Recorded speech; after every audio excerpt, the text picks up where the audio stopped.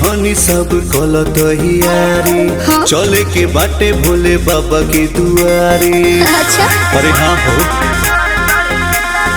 सुनाए धनी सब गलत हियारी चले के बाटे भोले बाबा के दुआरे। काहे घबरात बाड़ू सुनिए के इतना तने हमके बता दे राजा जी बता सावन में भोला जी पागल चढ़ के तना।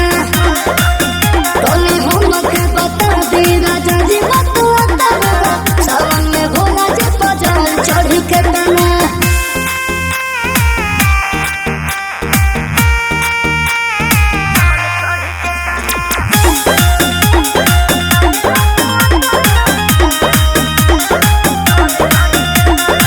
चल तू बन के कांवरिया हो हे धनु बैजू नगरिया हो।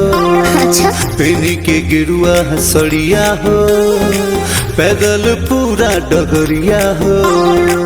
ठीक बात डर लागे बड़ी देखे उनको नगावा हम पीछे पीछे चलब रवा गावा। मांग लिहा बाबा से सरधा जितना तने हमके बता दे राजा जी बता सावन में भोला जी पागल चढ़ के तना। हो तने हमके बता दे राजा जी बता सावन में भोला जी पागल चढ़ के तना।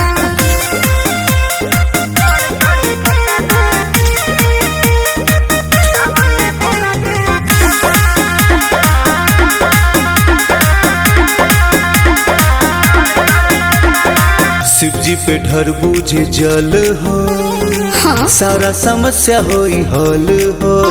अच्छा दुखवा बोलैया सब हमनी के जाइए धनिया टल हो।